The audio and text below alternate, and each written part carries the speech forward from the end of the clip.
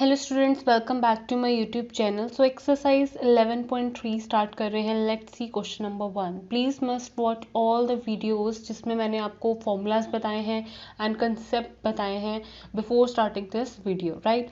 So question number 1 जो है उसमें आपको डायरेक्शन को साइंस बताने हैं of the normal to the plane and इसमें डिस्टेंस फ्रॉम द ओरिजिन भी आपको बताना है। सो ये मैंने प्रीवियस वीडियो में आपको सॉल्व्ड एग्जाम्पल में करके भी बताया एंड फॉर्मूला भी बताया था in previous video. So please must watch that so that आपको जो एक्सरसाइज के क्वेश्चंस हैं इजीली आपके फटाफट से सॉल्व हो जाए।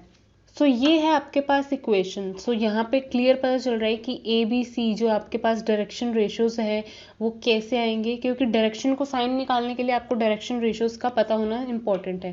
सो direction ratio of the normal to the plane वो क्या है 2, 3 and -1। So direction cosines क्या हुआ आपके L M N। सो L हुआ 2 ऊपर और नीचे आपके पास वैल्यू क्या आएगा 2 का स्क्वायर प्लस 3 का स्क्वायर प्लस -1 का स्क्वायर। सो दैट मीन्स आपके पास इसको सॉल्व करोगे तो अल्टीमेटली 2/√14 आया। सो जो नीचे आता है वो सब डायरेक्शन को साइंस के नीचे आता है। सो M बस ऊपर ये जो अनदर डायरेक्शन रेशियो है वो आ जाएगा √14 एज इट इज, N -1 हो जाएगा और नीचे √14 एज इट इज। सो आपने पहला चीज जो आपसे पूछी गई थी direction cosines of the normal to the plane वो इजीली फाइंड आउट कर लिए हैं। अब आपको डिस्टेंस निकालना है from the origin. So distance from the origin भी मैंने आपको बताया हुआ है, जिसमें कि एक्स वाई जेड आपका क्या है, तीनों क्या है 0 है। और यहाँ पे आपके पास मॉड में इक्वेशन ऑफ द प्लेन आएगी, ठीक है। ये वाले 5 को इधर हमने शिफ्ट कर दिया तो -5 हो जाएगा और नीचे आपके पास जो भी आपने डायरेक्शन रेशियोज निकाले थे या दैट मीन्स जितने भी आपके डायरेक्शन को साइंस के नीचे डिनोमिनेटर में वैल्यू है वही आपके यहाँ पर आती है। That means √14। और यहाँ पे एक्स वाई जेड की वैल्यू अगर आप रख देते हो सो दैट मीन्स आपको यहाँ से फाइनल आंसर मिल जाएगा। दैट मीन्स 0 0 0 हो चुका है। सो -5 का ये पॉजिटिव हो जाएगा, मॉड हटेगा तो 5/√14 is the final distance from the origin, right.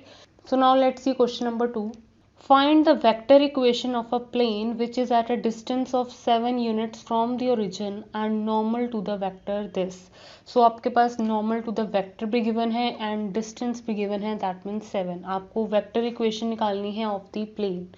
So before solving this आपको इतना पता होना चाहिए कि आपकी जो वेक्टर फॉर्म होती है इक्वेशन ऑफ द प्लेन की वो कैसी होती है। सो कुछ भी नहीं होता, दिस आर वेक्टर, ये नॉर्मल वेक्टर जो आपको गिवन है उसका यूनिट वेक्टर यहाँ पे आता है equals to D. So this is have to find the vector equation. सो मैं यहाँ पे लिख रही हूँ to find the vector equation of the plane जिसका डिस्टेंस आपको गिवन में क्या है, given d is equals to 7 units and आपके पास नॉर्मल वेक्टर क्या गिवन है 3i + 5j - 6k, ठीक है। सो आपको ये वेक्टर इक्वेशन निकालने के लिए इस n वेक्टर जो नॉर्मल वेक्टर है उसका यूनिट वेक्टर निकालना पड़ेगा। तो हम यहीं पे सॉल्व करते करते चलेंगे। यहाँ पे आपका यूनिट वेक्टर किस तरह से निकलता है, नीचे बस उसका मैग्नीट्यूड आ जाता है। दैट मीन्स 3 का स्क्वायर प्लस 5 का स्क्वायर प्लस -6 का स्क्वायर और ऊपर क्या है आपके पास वही इक्वेशन आती है और यहाँ पे आपके पास 7 एज इट इज। सो यहाँ पर वैल्यू क्या आएगी 3i + 5j - 6k और इसको सॉल्व करोगे तो आपके पास 9 + 25 + 36। सो यहाँ पे ये वैल्यू क्या आ रही है 3i + 5j - 6k upon √70 is equals to 7. So this is the final answer in the form of vector equation जो कि आपसे पूछी गई थी प्लेन की निकालने को at a distance of 7 units from the origin, ठीक है। काफ़ी इजी था। Now let's see next question. So question number 3 जो है वो बहुत ही ज़्यादा इजी है। अगर आपके पास ये वेक्टर फॉर्म दे रखी है इक्वेशन ऑफ द प्लेन की, अगर उसको कार्टेशियन में कन्वर्ट करना होता है तो बस सिंपल एक स्टेप होता है। आर वेक्टर की डेफिनेशन जिनको नहीं पता है वो तो उनको थोड़ा कॉम्प्लिकेटेड लगेगा, नहीं तो जिनको पता है दैट मीन्स एक्स आई होता है प्लस वाई जे होता है प्लस जेड के होती है आर वेक्टर की definition, normal r vector in the form of this. तो अगर आप ये यहाँ पे रख देते हैं तो यहाँ से आपकी निकल के आ जाती है exactly after solving this definitely आपकी कार्टेशियन इक्वेशन आ जाएगी। कैसे? इनका स्केलर प्रोडक्ट करोगे तो क्या वैल्यू आएगी, x plus y minus z equals to 2, x plus y minus z minus 2 equals to 0। So ये आपकी स्टैंडर्ड कार्टेशियन फॉर्म इजीली निकल के आ गई। इसमें करना ही क्या था, कुछ भी नहीं, सिंपल जब आप यहाँ पे इसकी वैल्यू पुट कर देते हैं और आफ्टर स्केलर प्रोडक्ट आपका जो नेक्स्ट स्टेप आता है वो होती है कार्टेशियन इक्वेशन। ठीक है, now let's see question number 4। Find the coordinates of the foot of the perpendicular drawn from the origin. So previous questions के कुछ एक्स्ट्रा पार्ट्स भी दे रखे हैं तो वो आप खुद से ट्राई करें क्योंकि काफ़ी ज़्यादा इजी हैं। एक आपका पार्ट मैंने सॉल्व करके ऑलरेडी दिखा दिया है। So now let's see question number 4। इसमें भी बहुत सारे पार्ट्स हैं लेकिन मैं एक कोई क्वेश्चन सॉल्व करके दिखा रही हूँ, rest you can solve them on your own. Okay, so यहाँ पे अगेन सॉल्व एग्जाम्पल में भी मैंने ये क्वेश्चन करवाया हुआ है इसी तरह से कि जब आपको कोऑर्डिनेट्स निकालने होते हैं of the foot of the perpendicular drawn from the origin. तो सबसे पहले मैं एक डायग्राम बना देती हूँ सो दैट आपके लिए थोड़ा इजी रहे। अब देखो आपको क्या निकालने हैं, कोऑर्डिनेट्स किसके, foot of the perpendicular drawn from the origin. एक ओरिजिन से लाइन ड्रॉ हो रही है, सो ये एक तरह का नॉर्मल ही हुआ। एक नॉर्मल आपके पास ऑलरेडी होता है दैट मीन्स दिस, जिसमें कि ए बी सी आपके डायरेक्शन रेशियोज होते हैं। नॉर्मल टू द प्लेन आपके पास एक ऑलरेडी है, राइट। सो ये वाला एक हो गया नॉर्मल और यहाँ पे मैं ले रही हूँ ए पॉइंट और इसको दे रही हूँ ओ नाम क्योंकि ये ओरिजिन से पॉइंट आ रहा है। सो मुझे ये कोऑर्डिनेट्स निकालने हैं x y z. I have to find कब ये है, यहाँ पर जैसे ही आता है परपेंडिकुलर हो जाता है इस प्लेन के। So find the coordinates of the foot of the perpendicular. ये है आपका फुट परपेंडिकुलर का जो कि ड्रॉ हो रहा है कहाँ से, ओरिजिन से। इसके कोऑर्डिनेट्स आपको निकालने हैं। सो एक आपके पास डायरेक्शन रेशो यहाँ से आएगा इक्वेशन ऑफ द प्लेन से, of the normal to the plane जो कि गिवन है,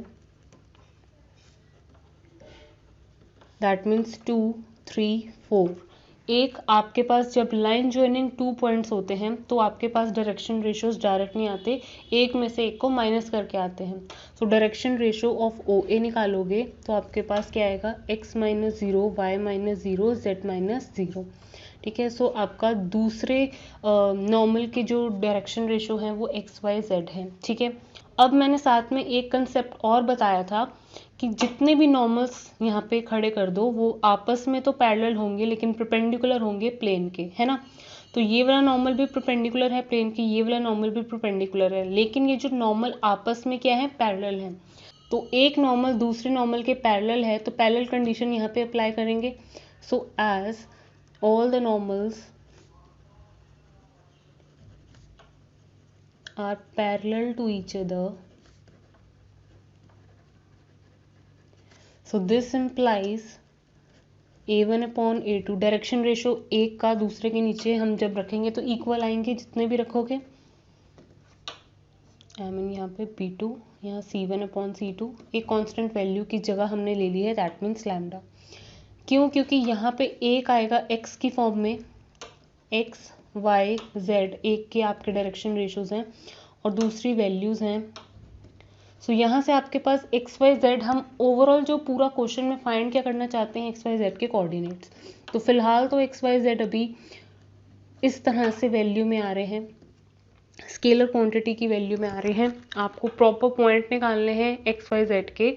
सो अभी आपके पास एक्स वाई जेड की वैल्यू कंप्लीट नहीं आई है, इन the form of lambda scalar value आपके साथ में आ रही है ना, लेकिन आपको फाइंड क्या करना है, exact x y z foot of the perpendicular के कोऑर्डिनेट्स। तो यहाँ पे आपका एक्स वाई जेड कम्प्लीटली तभी आ पाएगा क्योंकि एज इतना पता है कि एक्स वाई जेड ये वाला जो पॉइंट है वो प्लेन के ऊपर लाई कर रहा है। ठीक है, सो अब इक्वेशन ऑफ द प्लेन में अगर मैं एक्स वाई जेड डाल दूं तो वहां से मेरा लैम्डा की वैल्यू आ जाएगी। So as So A point, as XYZ point A lies on the plane, this implies 2 lambda, 3 lambda, 4 lambda minus 12 equals to 0. So यहाँ से लैम्डा को कैलकुलेट करोगे तो 12/29 वैल्यू आपकी आएगी. सो यहाँ पे अब लैम्डा की वैल्यू डालोगे तो आपके पास x की वैल्यू क्या आएगी 24/29, y की वैल्यू 36/29 एंड यहाँ पे 48/29. सो आपने पॉइंट A निकाल लिया है जिसके आपको कोऑर्डिनेट्स बोला गया था निकालने को. बहुत ही इजी है question, right. So next video में कंटिन्यू करते हैं इसी एक्सरसाइज के साथ. Thank you students for watching this video. Please like, share and subscribe to my channel.